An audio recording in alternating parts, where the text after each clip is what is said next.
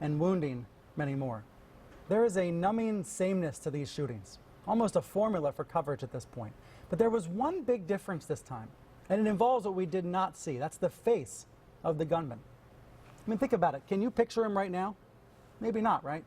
You might not even know his name. There's been a clear pullback in the amount of coverage given to the gunman when compared to mass shootings in Charleston or in Newtown or Aurora or elsewhere. You know, in this case, the local sheriff, John Hanlon, completely refuses to name the killer. I will not name the shooter. I will not give him the credit he probably sought prior to this horrific and cowardly act. You will never hear me mention his name. This is the issue that's being debated in newsrooms all across the country this week. Because our job, bottom line, is to report the news, all of it. But the counter-argument is gaining attention. That's that the news coverage makes these killers famous and makes copycats more likely. So a media campaign called No Notoriety has challenged all of us in the news business, challenged us to refrain from naming gunmen and showing their pictures over and over again. I want you to hear all sides of this argument this morning, starting with the founders of No Notoriety, Tom and Karen Teves. Their son Alex was killed in the Aurora Theater shooting in 2012. We're also joined by Sarah Clements, whose mother is a survivor of the elementary school shooting in Newtown. Thank you all for talking with me about this. Thank you. Good morning. Good morning. Karen, we spoke on Friday. You said to me you were feeling pretty good, that you weren't seeing this face of this most recent killer. You weren't hearing his name very often. You feel that your 9-month campaign is having an impact, right? Of course. This is simple. Rampage mass shooters crave the spotlight, and the media is giving it to them. They're giving them a sort of ammunition to use to go on these rampage mass killings, and that ammunition is fame. And you believe that we've seen progress in this most recent tragic event. Let me give an example. CNN has been using the name only very occasionally and has never shown the face of the gunman. I think one of the reasons for that is because we've seen in one of these blog posts linked to the shooter that he said that he thinks the more that you would kill, the more attention you would get. In other words, we could tell he was seeking attention, and thus we see media outlets denying that attention. But Tom, what do you say to journalists, many of whom have said this to me on Twitter, that we have to dig into this person's past, we have to know who they are in order to learn lessons from this attack? I couldn't agree more. You do have to dig into his past. You do have to learn more what they are. The facts, though, come up that it's pretty much the same thing.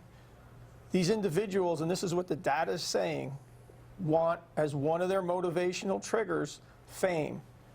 When you put, as you did when my son was murdered, the Things picture 24/7 across the screen, you hit a start button for all these disturbed people that want to go out and do this to start their planning and in some cases start the execution of their acts.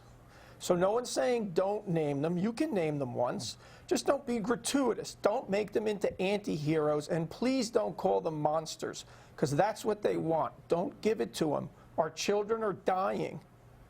The studies back this up. There was a latest study at ASU led by Sherry Towers that concluded unequivocally that there is a contagion effect in mass shootings and in school shootings.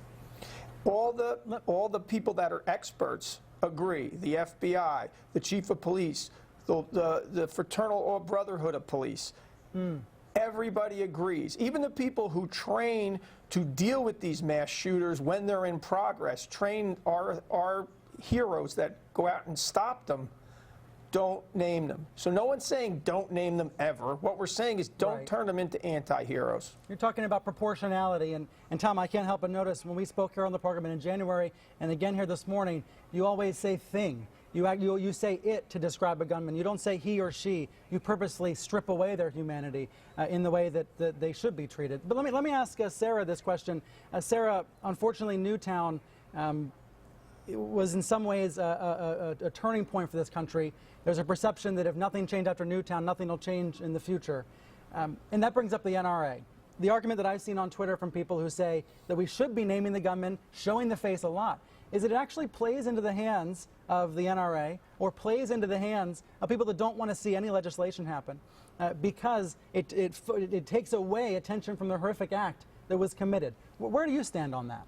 I absolutely agree with that sentiment. I think that it lends itself to this implication that we have seen over and over again, that these are just isolated events. Like presidential candidate Jeb Bush said, stuff happens.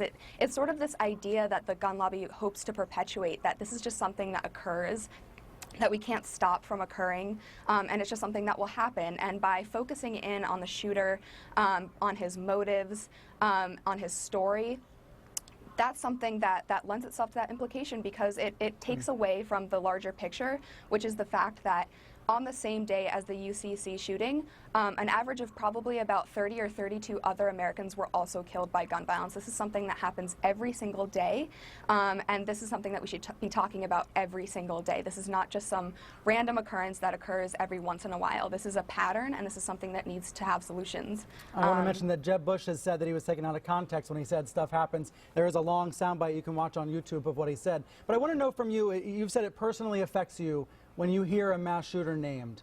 Tell me why.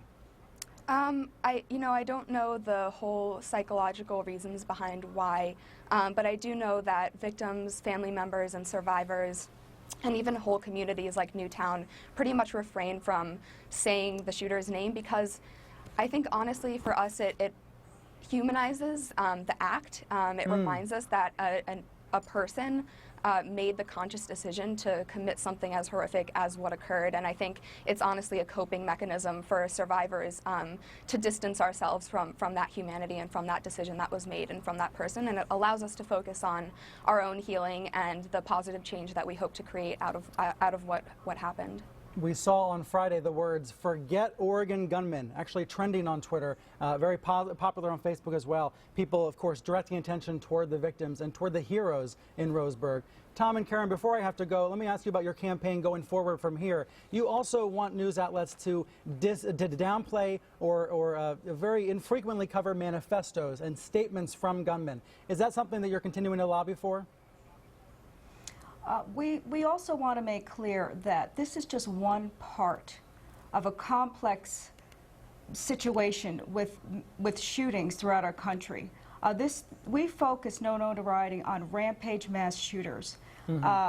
This is something that goes across the aisle no matter what your feelings are on the gun issue, on mental health. Stopping notoriety and reducing rampage mass shootings can be accomplished right now. We don't have to wait for an act of Congress. We don't have to wait for more funding. This is something that the media can do right now, a responsible response to reducing rampage mass shootings. Yeah, so in answer to your question, don't post the manifestos. Certainly don't put them on your television screens. That's what these things want. Don't give it to them, or more people will die. Tom and Karen and Sarah, I appreciate you all being here, sharing these stories. I know that when these incidents happen, it dredges up terrible emotions for all of you. And it means a lot to me that you're all willing to talk about it and persuade people out there. Thank you very much. Thank you. Thank you. I think there has been a lot of persuasion going on. I've been seeing it online, and we've been seeing it in the news coverage. But to hear the other side of this, one of the other points of view on this,